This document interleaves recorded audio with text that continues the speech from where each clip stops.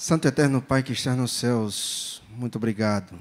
Obrigado, Senhor, pela vida, pela saúde, e porque nós estamos aqui na Tua Santa Casa para juntos abrirmos e estudarmos a Tua Palavra. Que o Teu Santo Espírito nesse momento nos fale, Senhor, que qualquer espírito de reverência seja banido daqui em nome de Jesus.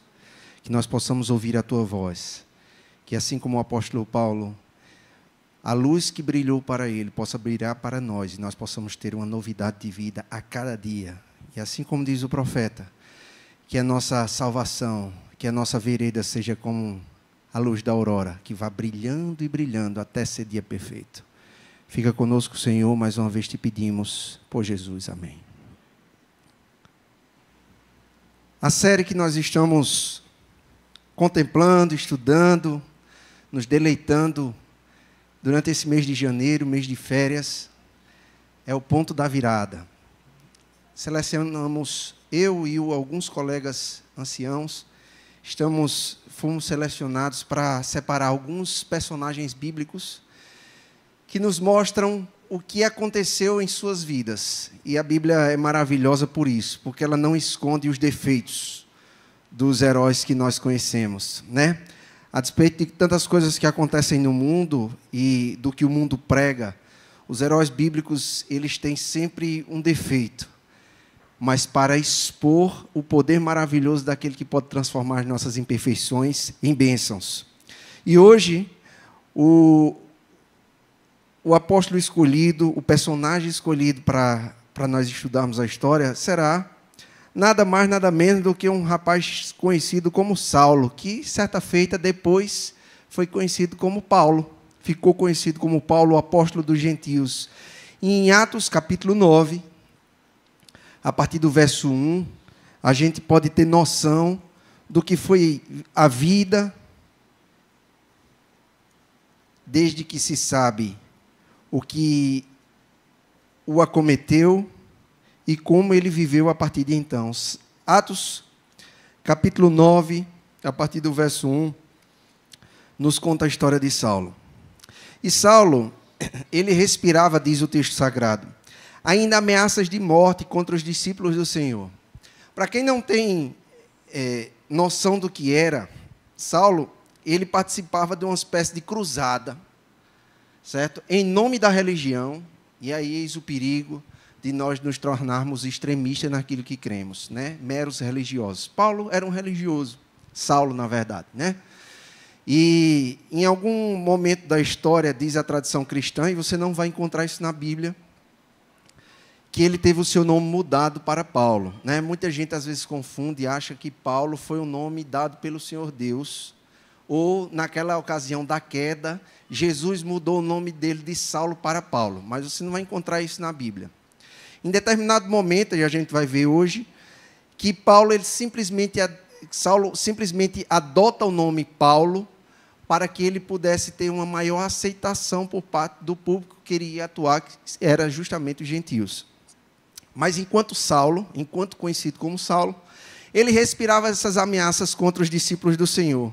E ele dirigiu-se ao sumo sacerdote, diz o versículo 1, e pediu cartas para as sinagogas de Damasco, a fim de que, caso achasse alguns dos que eram do caminho, dos que eram cristãos, assim homens como mulheres, os levasse presos para Jerusalém. Seguindo ele estrada fora e ao aproximar-se de Damasco, subitamente uma luz do céu brilhou ao seu redor.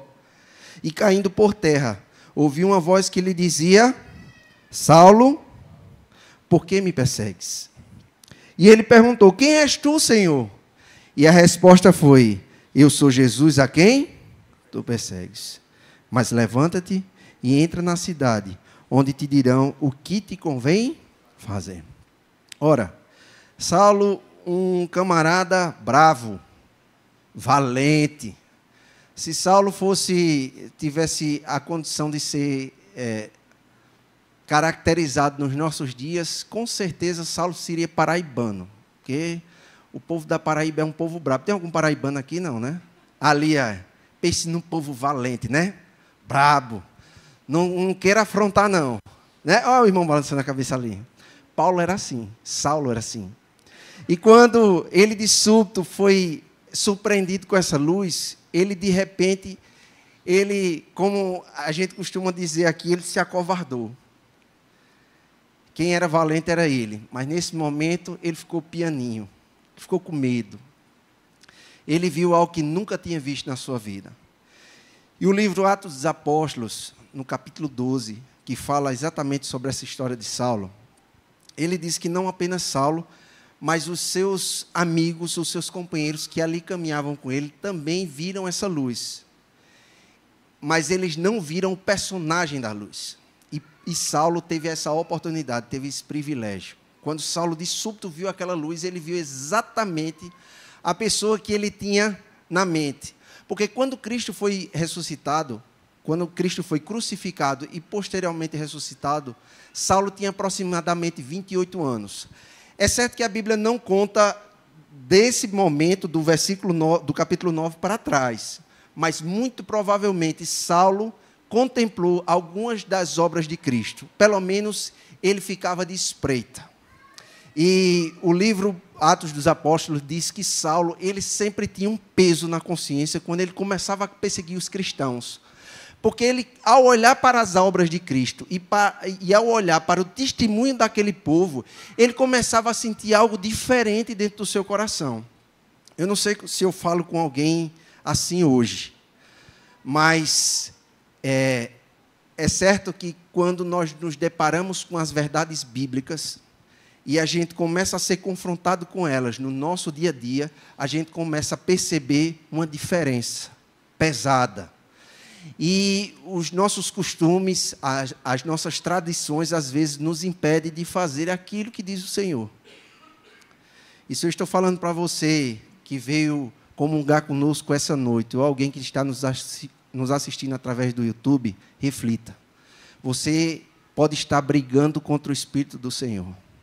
Deus quer falar ao nosso coração, e Ele precisa de pessoas humildes, pessoas que têm um coração quebrantado. Isso é importantíssimo no trato com Deus. Então, não importa se você estuda a Bíblia de capa a capa. Não importa se você conhece e detém toda a verdade.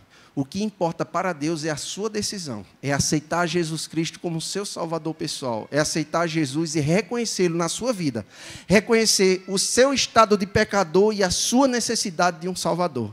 E foi isso que aconteceu com Saulo. Quando Saulo se deparou com aquela luz e perguntou, ele ainda tentou dar uma de esperto, viu, Fernando? Porque ele sabia quem estava falando com ele. Ele viu. Mas diz a palavra do Senhor que aquela luz era tão intensa, era a luz da glória de Deus em sua divindade plena, que fez com que Saulo ficasse cego. Daí a gente pode tirar um pouquinho do que é o amor de Jesus Cristo por nós, porque ele abriu mão de sua divindade para não nos cegar. Porque quando ele esteve aqui nesse mundo, se ele tivesse vindo em sua divindade, ninguém poderia ter olhado para ele sequer. E assim era no trato dele com o antigo povo hebreu. Quando ele ia se comunicar, Moisés normalmente era um interlocutor, porque as pessoas não tinham suficientemente condições de chegar para Jesus e falar com ele face a face, a ponto de Moisés ser o interlocutor, e o próprio texto sagrado diz que quando Moisés se dirigiu ao o povo tinha que cobrir a vista, porque não aguentava o brilho que reluzia a face de Moisés. E Saulo, ao se encontrar com Jesus, ele teve o prazer de vê-lo, o prazer de conversar com o mestre, mas teve o desprazer de cegar imediatamente. E diz o texto que Saulo foi conduzido à casa de um dos discípulos. E lá na cidade de Damasco havia um discípulo chamado Ananias, a partir do verso 10. Disse-lhe o Senhor numa visão, Ananias, ao que respondeu, eis-me aqui, Senhor. Que privilégio, hein? Já pensou? Se todos os dias, quando nós fôssemos dormir, Fernando, a gente tivesse o prazer de o próprio Deus falar conosco, olhar assim, dizer assim, Emerson, eu tenho um negócio para tu fazer. E tu dizer assim, de bate pronta, diga, Senhor. Ananias era um desses privilegiados. Então, o Senhor disse a Ananias, dispõe-te, vai à rua que se chama direita, na casa de Judas, e procura por quem? Está vendo que não tinha história de Paulo, né? Vocês estão vendo aí que ele continua Saulo. Então, ao que se entende pela tradição cristã, de que o nome foi mudado por Deus, naquela ocasião onde ele se encontrou com Jesus, não teve nada de mudança de nome. Ele continuava Saulo. Quando você chegar lá, Saulo, apelidado por Tarso, ele vai estar orando. E viu entrar um homem chamado Ananias e impor-lhe as mãos para que recuperasse a vista. Ananias, porém, respondeu: Senhor, de muito tenho ouvido a respeito desse homem. Quantos males ele tem feito aos teus santos em Jerusalém? E para aqui trouxe a autorização dos principais sacerdotes para prender a todos que invocam o teu nome. Maravilhosa foi a resposta de Deus a Ananias quando ele disse assim: vai, porque este é para mim um instrumento escolhido, para levar o meu nome perante os gentios e os reis, bem como perante os filhos de Israel. Saulo era daqueles instrumentos indispensáveis. Eu não me recordo bem, mas eu estava ouvindo uma palestra, quando, de repente, a pessoa utilizou um exemplo, que num embate entre dois exércitos, se você consegue neutralizar o general, o outro exército ele não vai ter perdido, mas a queda vai ser muito grande do ponto de vista emocional. No caso, o que Deus fez com Saulo não só foi neutralizar o general do exército inimigo, mas ele trouxe para o lado de cá. E o texto sagrado, juntamente com o texto que está escrito lá em Atos dos Apóstolos, diz que quando Deus trouxe Saulo para o lado de cá da força, do lado do bem da força, a igreja cresceu e se multiplicou como nunca. Saulo era o pivô da estagnação da igreja primitiva. A igreja não crescia por conta de Saulo. Vejam o tamanho da responsabilidade dele. Saulo não só perseguia os cristãos, como ele impediu o crescimento da igreja. E, de repente, ele foi subtraído do exército inimigo e posto como um dos principais líderes do exército do povo de Deus. E, a partir daí, a igreja começou a crescer. De temido, Saulo foi considerado um vaso escolhido. No verso 19, de perseguidor, Saulo foi a pregador. E depois de ter se alimentado, sentiu-se fortalecido e permaneceu em Damasco alguns dias com os discípulos. Mas logo ele pregava nas sinagogas a Jesus, afirmando que este era o Filho de Deus. Ora, Saulo era conhecido e temido não só no meio cristão, como no meio dos seus próprios aliados.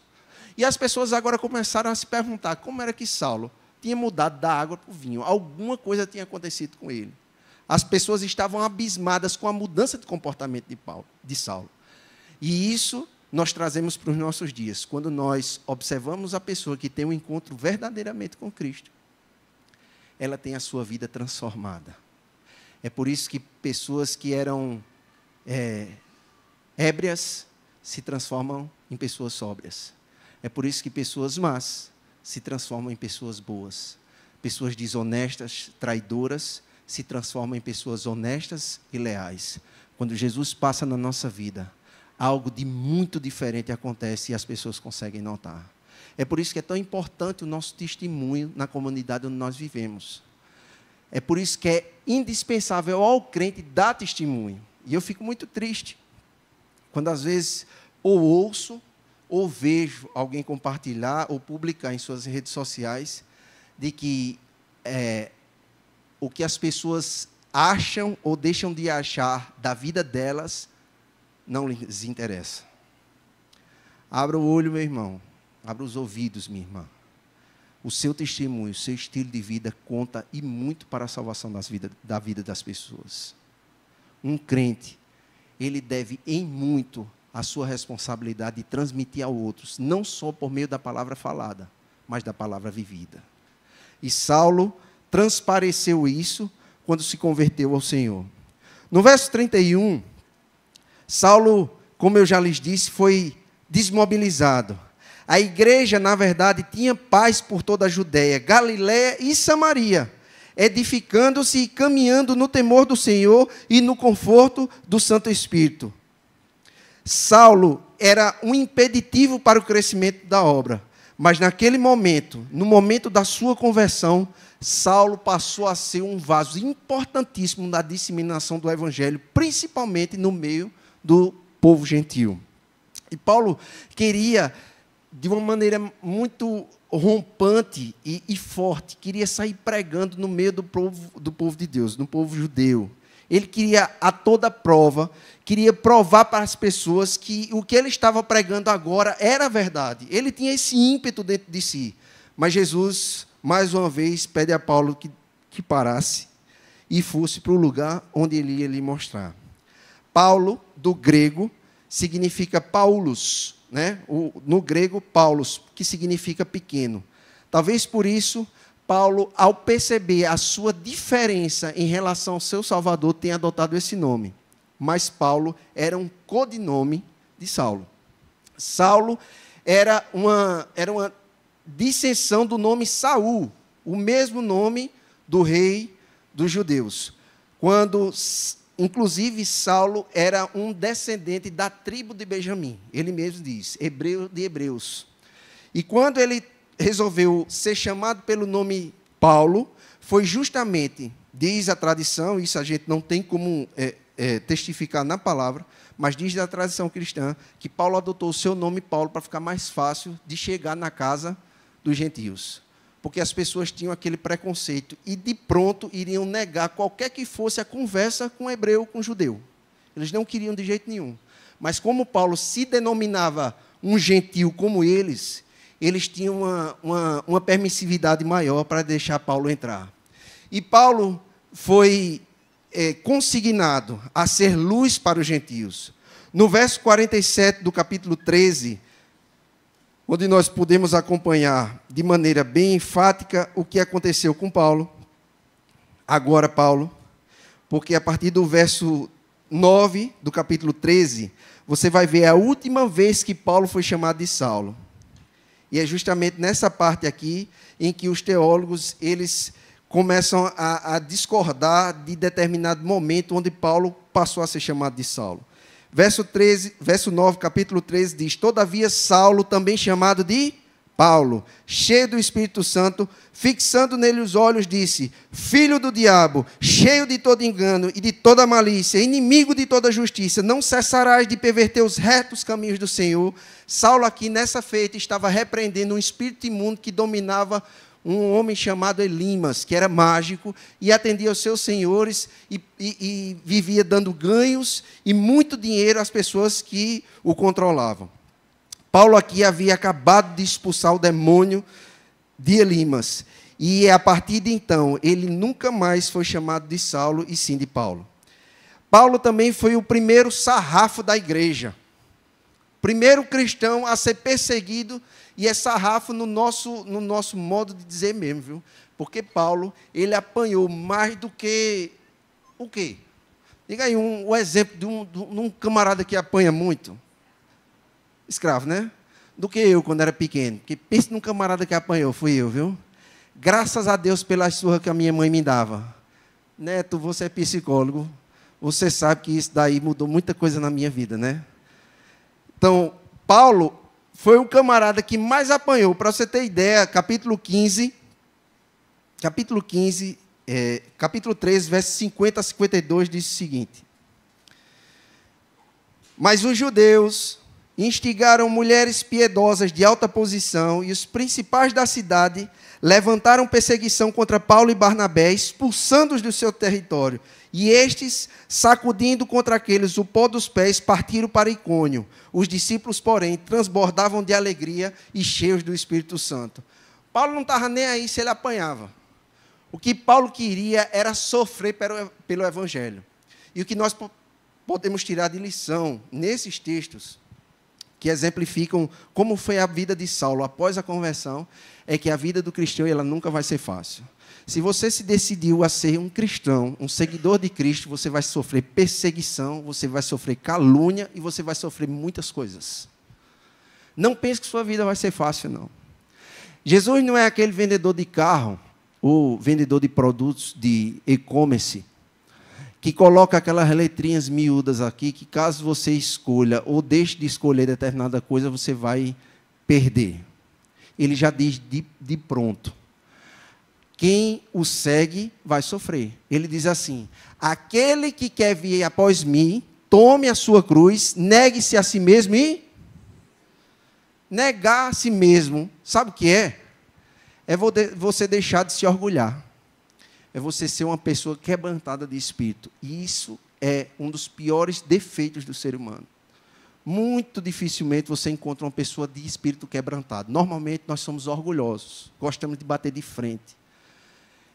Tem muita gente que diz assim: ah, meu filho, pisou no meu calo, né? Vai me ouvir. Mas vocês já viram quantas vezes pisaram no calo de Jesus e ele refutou? Quantas vezes as pessoas bateram e pisaram em Jesus Cristo e ele revidou? Vocês fizeram as contas? Sabe o que é que Paulo diz a esse respeito? Efésios capítulo 2, verso 5. Efésios 2, verso 5 nos dá... Aliás, Filipenses 2, verso 5, desculpem. Filipenses capítulo 2, verso 5, nos dá a noção do que Paulo... de como Paulo descreve a personalidade de Jesus Cristo que deve habitar em nós.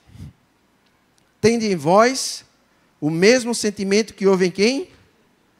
Pois ele, subsistindo em forma de Deus, não julgou como usurpação ser igual, antes a si mesmo se esvaziou, assumindo forma de servo, tornando-se semelhança de homens e reconhecendo em figura humana, a si mesmo se humilhou e tornando-se obediente até a morte.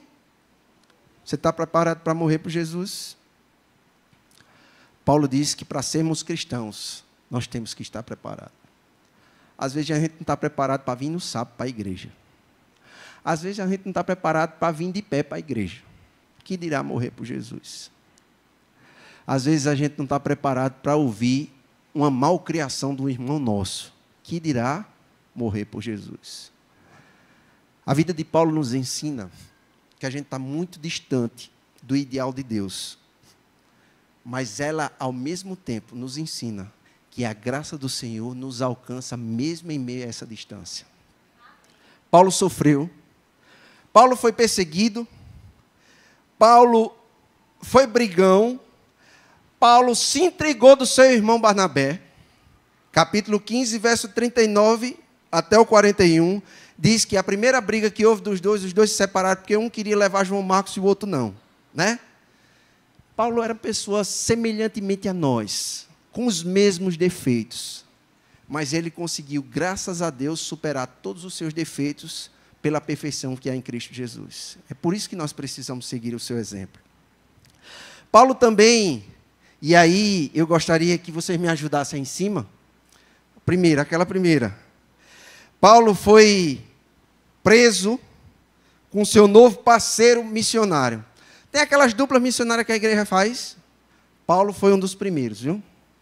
Paulo viajava com Barnabé, depois que brigou, ele começou a viajar com um cidadão chamado Silas. E na primeira esquina que dobrou, ele foi preso e acorrentado. E diz o capítulo 16, a partir do verso 25 de Atos. Acompanhe comigo. Paulo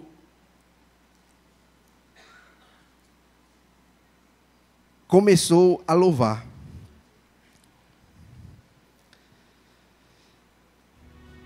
Eles foram não só aprisionados, eles foram açoitados e foram lançados no cárcere. Verso 25, por meio da meia-noite, Paulo e Silas oravam e louvores a Deus. Você já imaginou você levar uma camada de pau de dia e de noite você ainda tem força para cantar? Essa era a vida de Paulo. Por isso que ele era um cara diferenciado. E é por isso que ele diz assim: sede meus imitadores, como eu sou de Cristo. E Paulo, cheio de escoriações, cheio de vergalhões, pode soltar. Paulo começou juntamente com Silas. E eu, na minha imaginação fértil, eu só vejo Paulo cantando essa música daqui. Eu queria que você cantasse em pé comigo, porque essa música daqui representa muita coisa. Muita coisa na vida do cristão. Canta comigo. Ó Senhor, te louvarei. Canta comigo. Pois meu fôlego É tua vida. E Nunca me cansarei. Posso Ouvir ouvir a tua voz. É É mais doce do que o mel. Que me tira Dessa cova.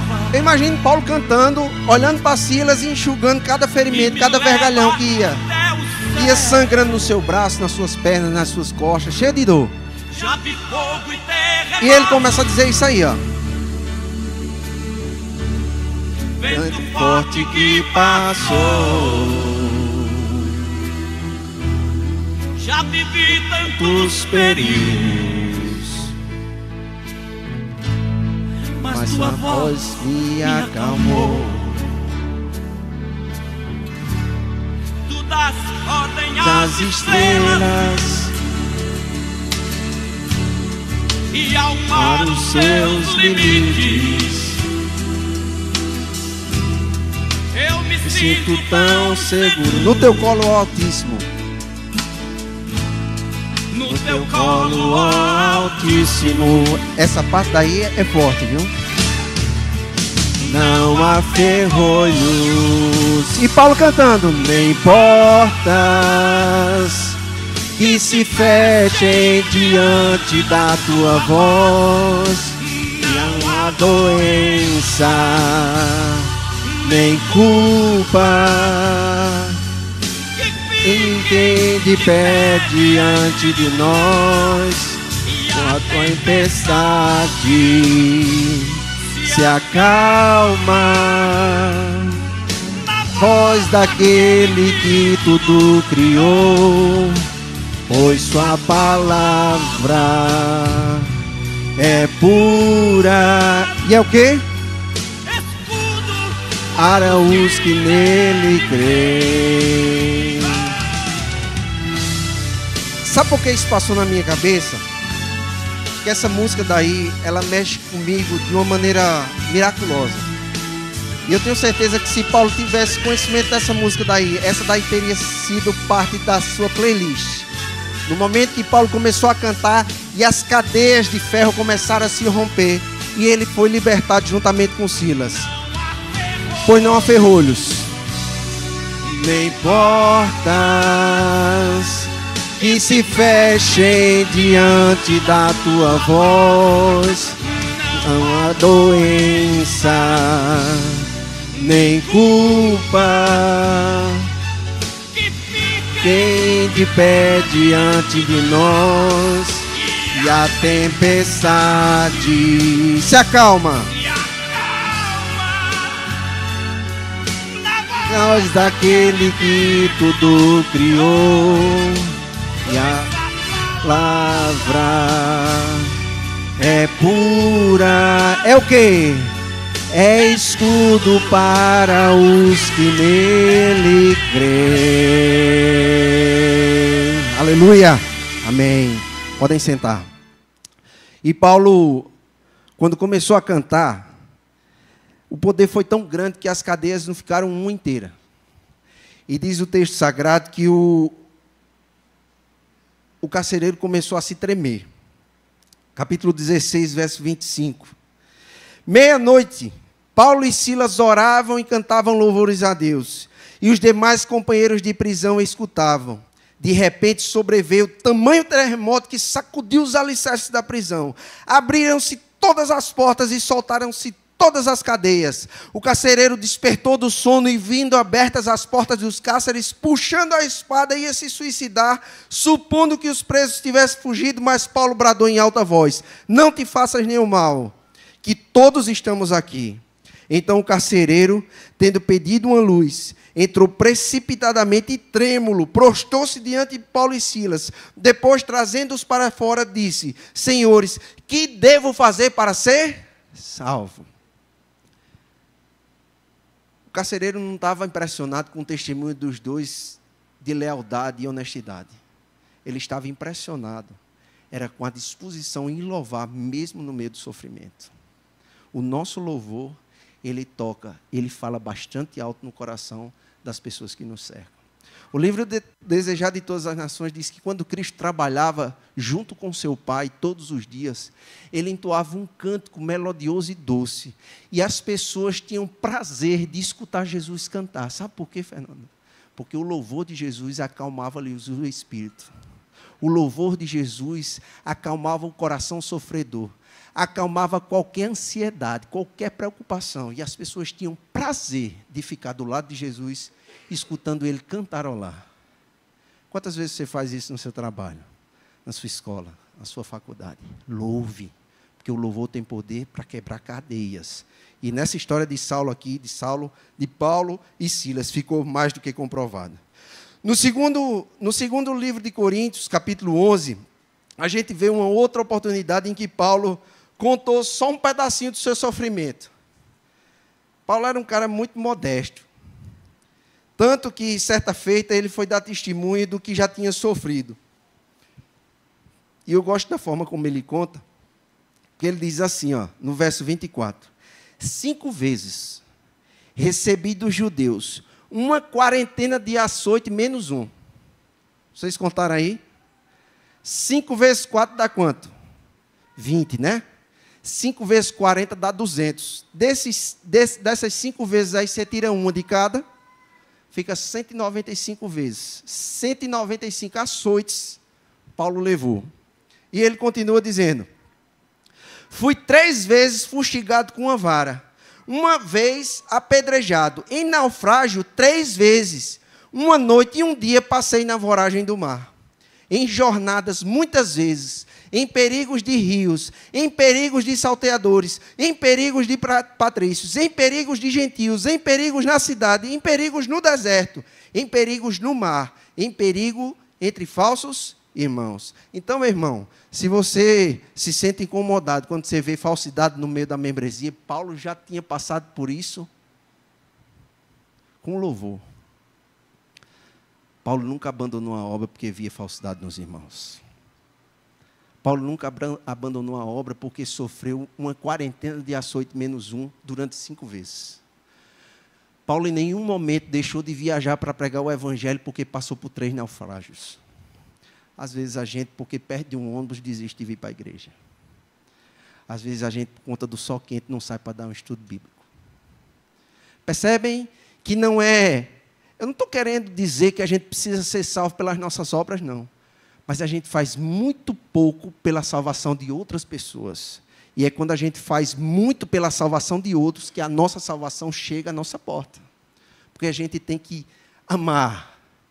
Amar a obra que a gente escolheu abraçar. Certa feita, num curso de mordomia, ao discutir sobre as pessoas que têm objeção a devolver seu dízimo e sua oferta, um irmão nosso lá de Caruaru levantou a mão e disse o seguinte: a gente só contribui para aquela causa que a gente acredita. Você acredita na causa do evangelho? Se você acredita, você tem que ser fiel a Deus. Do contrário, você não acredita. Sabe por quê? Porque as pessoas que acreditam em um time de futebol, elas pagam horrores para ver o time ganhar ou perder, na chuva e no sol. As pessoas que amam um esporte como o jiu-jitsu, por exemplo, nada contra os que praticam aqui, viu?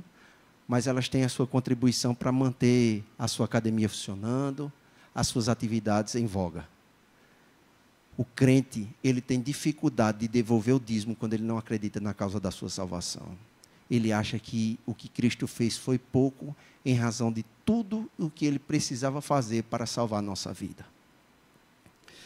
Saulo, ou melhor, Paulo, no capítulo 27, no verso 14 e 32 de Atos. E consegue só um inário, por favor. Paulo passou por uma dificuldade tremenda ao ser açoitado pelo mar e pelas ondas. E o interessante é quando a gente vê essa história aqui no capítulo 27 de Atos, a turma que vivia viajando diuturnamente, que era marinheiro experimentado, estava tudo se borrando de medo, e Paulo com a maior tranquilidade do mundo. O naufrágio, verso 27. No 14 ele diz: entretanto, não muito depois, desencadeou-se do lado da ilha um tufão de vento chamado Euroaquilão. E sendo o navio arrastado com violência, sem poder resistir ao vento, cessamos a manobra e fomos nos deixando levar. Passando sob a proteção de uma ilhota chamada cauda, a custo de conseguirmos recolher o bote. E levantando este, usaram todos os meios para cingir o navio, e temendo que dessem na Sirte, arriaram os aparelhos e foram ao léu, açoitados severamente pela tormenta. E Paulo, mantendo a sua tranquilidade, eu somente imagino. Como eu disse a vocês, eu tenho uma mente fértil. E gosto de imaginar que tipo de música Paulo teria cantado nesse momento. E só me vem na cabeça o hino que está lá no inário de número 186.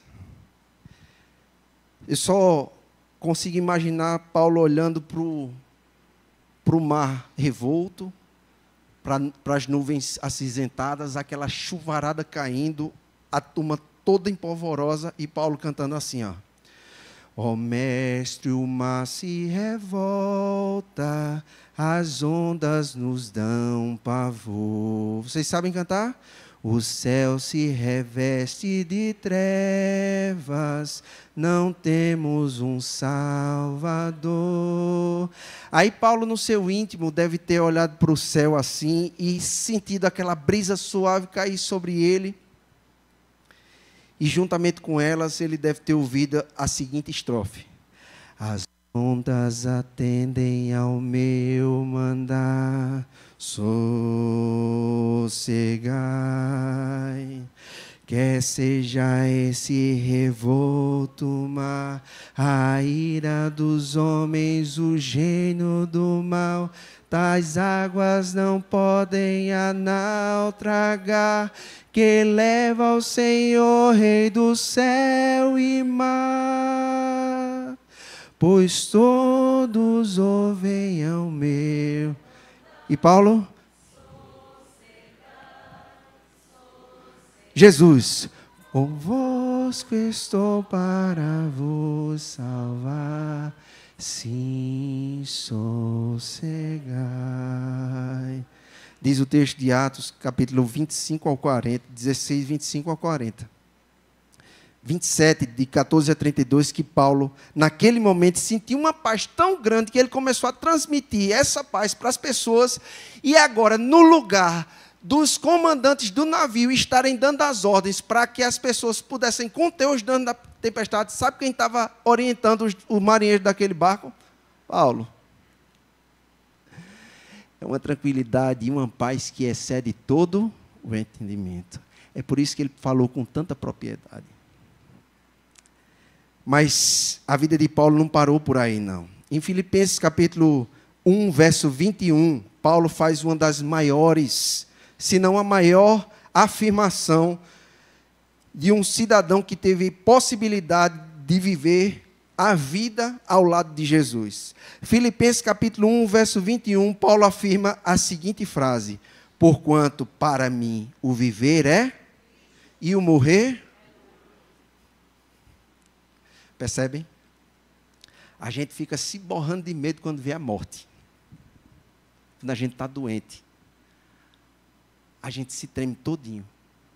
Mas Paulo abriu a boca para dizer que viver para ele era Cristo e o morrer para ele, lucro. Vocês sabem por que Paulo disse isso? Paulo sofria. Paulo comia o pão que aquele outro lá amassou. Paulo foi açoitado, Paulo foi aprisionado, Paulo foi perseguido, Paulo foi difamado. E a gente, às vezes, quando ouve falar algo a nosso respeito, a gente fica tão injuriado, né? Que quer resolver na base de outras coisas, né? Na base da violência. Paulo não, Paulo só absorvia. A psicologia diz que isso é ruim, né, Neto? A gente está absorvendo negatividade, né?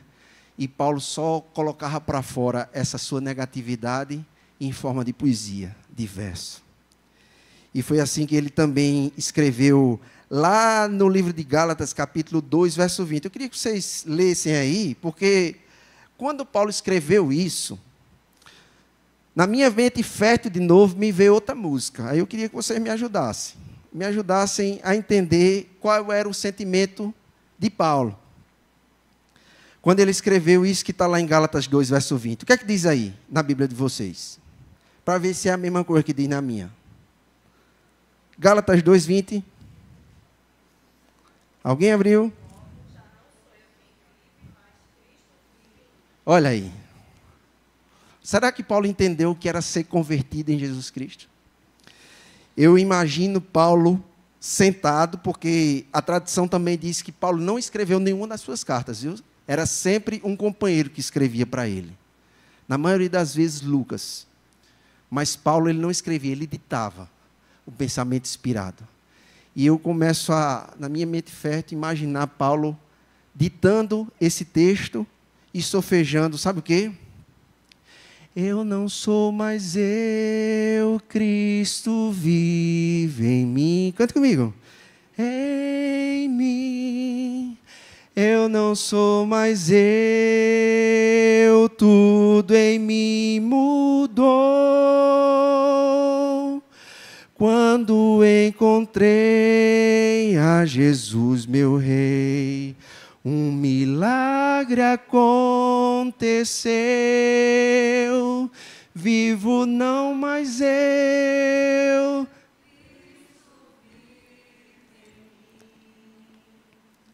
E Paulo começou a perceber que a sua vida tinha tomado um rumo que ele não esperava que ela tomasse. Porque antes, quando Paulo perseguia, ele matava. Mas ele começou a perceber de um determinado tempo para cá que sua vida caminhava para o encurtamento. Paulo sabia que não ia durar muito. E por isso, Paulo, numa de suas últimas inspirações, no livro de Filipenses, capítulo 3, eu queria que vocês acompanhassem comigo, porque esses poemas em forma de canção que Paulo escreveu, que dão música para qualquer compositor, Filipenses, capítulo 3, nos diz o seguinte, 3, 7 e 8. Mas o que para mim era lucro, isso considerei o quê? Perda, por causa de Cristo. Sim, deveras considero tudo como perda, por causa da sublimidade do conhecimento de Cristo. Jesus, meu Senhor, por amor do qual perdi todas as coisas, e as considero como refúgio para ganhar a Cristo. É difícil não olhar a história de Paulo e a virada que a vida dele deu e não se emocionar. Porque quem conhecia Paulo, enquanto ele era chamado de Saulo, jamais podia imaginar no que Paulo podia se transformar. E Paulo, aos poucos, foi moldado. E como eu disse a vocês, Paulo, eu não disse não, mas aqui em Filipenses capítulo 3 também diz que Paulo tinha dupla nacionalidade. Paulo era romano de nascença, mas judeu por descendência. Paulo nasceu na região da Cilícia, que hoje é a moderna Turquia. Naquela região dali Paulo nasceu. Por isso que ele era chamado Saulo de Tarso. E lá naquela região, ele nasceu de uma família judia. Então, Paulo podia se apresentar tanto como romano, como judeu. Mas Paulo, em determinado momento da vida, e eu acho que estou chegando pegando muito esse feeling de Paulo, porque uma vez eu estava desesperado tentando conseguir uma cidadania portuguesa para mim. Assim como Paulo queria usar essa nacionalidade que tinha em seu benefício. Mas Paulo, no capítulo 11 de Hebreus, ele faz uma afirmação que é bem forte e vai de encontro a essa ideia que eu tinha e que para ele não fazia mais sentido. Hebreus capítulo 11, verso 13. Todos estes morreram na fé, sem ter obtido as promessas, vendo-as, porém de longe, e saudando-as, e confessando que eram estrangeiros e peregrinos sobre a terra. Porque os que falam desse modo manifestam estar procurando uma pátria. E se na verdade se lembrassem daquela de onde saíram, teriam a oportunidade de voltar. Sabe? Eu, vendo esse verso, eu me lembrei de um hino que Paulo deve ter pensado nesse momento que estava cantando. Hino número 502. Eu queria que vocês botassem só a letra aí para os irmãos me ajudar. Mas vejam se não faz todo sentido. 502 do nosso novo hinário. Paulo, eu só imagino ele cantando esse hino e mandando o camarada que estava de lado escrever, dizendo o seguinte: da linda pátria estou bem longe, triste eu estou. Eu tenho de Jesus saudade. Quando será que vou? Paulo começou a observar que os dias já não tinham mais os mesmos brilhos. Paulo começou a observar que a sua saúde já não era mais a mesma, a ponto de exclamar aos céus o perdido para tirar dele um espinho da carne. E ele recebeu como resposta: a minha graça. Paulo percebeu que essa vida para ele não tinha mais futuro, não tinha mais valor. Talvez, se Paulo tivesse sido recebido por algum profissional da área, tivesse dito que Paulo estava sofrendo de uma depressão profunda. Mas o que Paulo tinha era saudade, a ponto de cantar assim, ó: Cristo me deu fiel promessa, vem me buscar. Meu coração está com pressa, eu quero já voar. E ele começa a pensar: meus pecados eram muitos e culpado sou, mas o seu sangue põe-me limpo e para a pátria vou. Essa era a certeza que Paulo tinha. E Paulo, antes de descansar, capítulo 50 do livro Atos dos Apóstolos, leia. Leia, você vai se apaixonar pela história final da vida de Paulo. Durante o julgamento final de Paulo perante Nero, o louco que pôs fogo em Roma. O imperador ele ficou tão profundamente impressionado com a força das palavras do apóstolo, que protelou a decisão do caso. Ele não teve forças para condenar a Paulo, não absolvendo nem condenando o acusado servo de Deus, mas logo voltou a maldade do coração do imperador contra Paulo. Exasperado pela sua incapacidade de sustar a propagação da religião cristã, mesmo dentro da casa imperial, decidiu que apenas se encontrasse um pretexto plausível, o apóstolo seria morto. Não muito depois, Nero pronunciou a decisão que condenava Paulo à morte de Marte. Se bem que um cidadão romano não pudesse ser submetido à tortura, ele foi condenado a ser decapitado. E diz esse capítulo que Paulo começou agora a caminhar por dentro do local onde ele seria entregue ao seu capataz. É lindo, porque nesses textos aqui, Paulo recita o que está lá em 2 Coríntios 4, de 6 a 10. Até o último instante da vida de Paulo, ele testificou da verdade de suas palavras aos coríntios. Porque Deus, que disse que das trevas resplandecesse a luz, é quem resplandeceu em nossos corações para a iluminação do conhecimento da glória dele, na face de Jesus Cristo. Temos, porém, este tesouro em vasos de barro, para que a excelência do poder seja de Deus e não nossa. Em tudo somos atribulados, mas não angustiados. Perplexos, mas não desanimados. Perseguidos, mas não desamparados. Abatidos, mas não destruídos. Trazendo sempre por toda parte a mortificação do Senhor Jesus no nosso corpo, para que a vida de Jesus se manifeste também em nossos corpos. E Paulo faz aquela última jornada dele.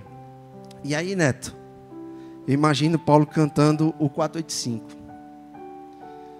Porque foi naquele momento ali que Paulo caminhava para ser executado, que ele deve ter cantado assim: na coroa de luz eu estrelas terei, quando o sol não aqui mais raiar, quando Deus me levar para o rei. Na coroa eu estrelas terei. E Paulo escreveu o que nós conhecemos, que está escrito em 2 Timóteo, capítulo 4, verso 6 ao verso 8. Leia comigo. Aí eu queria que vocês lessem todos comigo. 2 Timóteo. 2 Timóteo, capítulo 4. Do verso 6 ao verso 8. Paulo caminhava. Nem os soldados que o cercavam tinham prazer naquilo que iam fazer, diz o texto sagrado. E Paulo, nos seus últimos suspiros de inspiração recebido do trono da graça, Paulo diz assim, diga comigo: quanto a mim, estou sendo já oferecido por libação, e o tempo da minha partida é chegada. Combati o bom combate, completei a carreira, guardei a fé.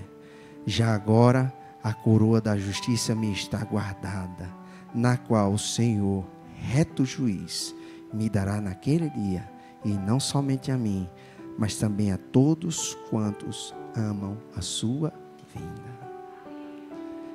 Essa é a maior promessa que Jesus nos oferece.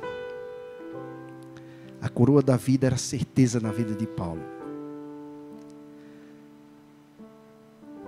Paulo desceu os últimos degraus.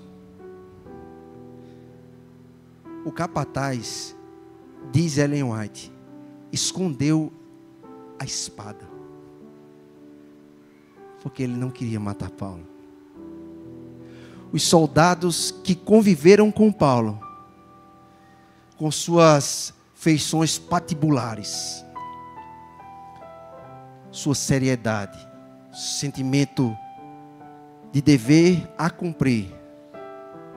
Mas eu consigo imaginar aquele camarada forte, marrudo, deixar uma lágrima escorrer do lado do rosto, porque presenciaria o servo de Deus entregar a sua vida pelo amor do Evangelho.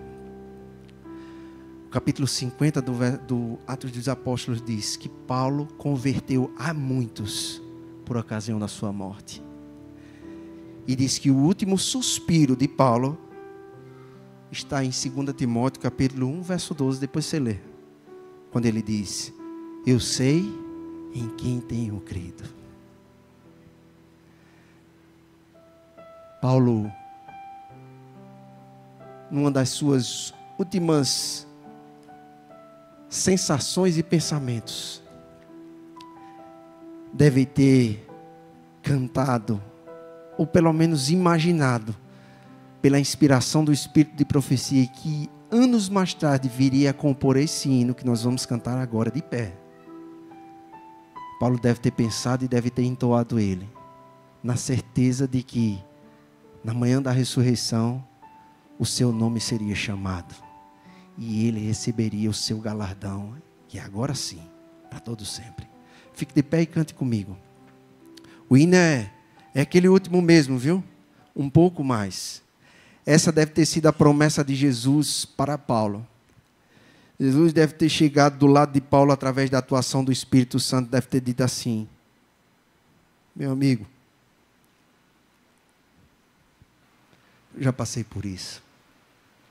Fica tranquilo, que a tua coroa está guardada. É por isso que Paulo diz com tanta convicção aquele verso de 2 Timóteo. É por isso que Paulo diz com tanta convicção: eu sei em quem tenho crido. Cante conosco. Eu não sei, meu amigo, o que te trouxe aqui essa noite. Mas quando eu estava hoje pela manhã estudando e orando, o Espírito Santo me impressionou a perguntar: quantos aqui ainda não são batizados?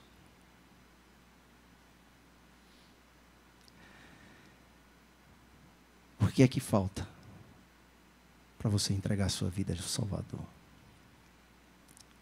Saulo foi de perseguidor a perseguido. De um assassino a um apóstolo. Da queda à coroa da vida. Essa é mais uma oportunidade que o Espírito Santo de Deus está te dando para entregar a sua vida. O que te impede? Eu gostaria de orar pela sua decisão, mas que você tivesse convicção na sua vida que as oportunidades elas vêm para a gente agarrar. E Paulo soube tanto disso que agarrou na primeira. Às vezes a gente faz cálculo. O que é que a gente vai perder se a gente aceitar Jesus? Mas Paulo não levou em conta a própria vida. Ele disse que para ele o viver é Cristo e o morrer é lucro. Nada há mais importante do que a nossa vida. Então por que você não entrega ela a Jesus? Ore comigo. Santo Espírito de Deus, Consolador. Sabemos, Senhor, que é o Senhor que ficou incumbido de converter e convencer os nossos corações à luz do Evangelho. Aqui, Senhor, temos pessoas batizadas e não batizadas. Temos pessoas convertidas e aquelas que ainda não se entregaram a Jesus. Eu oro a Ti, Espírito Santo, para que o Teu poder se manifeste na vida de cada um dos que estão aqui. Aqueles que já se converteram, que se convertam cada dia mais. Aqueles que praticam a justiça, que pratiquem cada dia mais. Aqueles que se santificam, que se santifiquem ainda mais. Porque o tempo é chegado. A hora é chegada. Em que nós seremos levados a tomar a decisão de seguir com Cristo ou nos afastarmos dele por todo sempre. Senhor, tem misericórdia de nós. Aproveita, Senhor, essa oportunidade para visitar os nossos corações. Daqueles que ainda não se converteram, daqueles que ainda não desceram as águas batismais, daqueles que ainda não ouviram o Teu chamado, daqueles que ainda não atenderam a Tua voz. Senhor, insiste com eles. Senhor, converte-nos. Prepara-nos para o encontro com Cristo Jesus, nosso Senhor. Porque mais do que tudo, nós temos saudade. Mais do que tudo, nós temos vontade de passar uma eternidade contigo. Nos converte, Senhor. Nos convence da justiça e do juízo. Fica conosco, nos acariciando, nos abraçando, nos fortalecendo e nos esperando, porque nós vamos chegar aí, Senhor, para abraçar o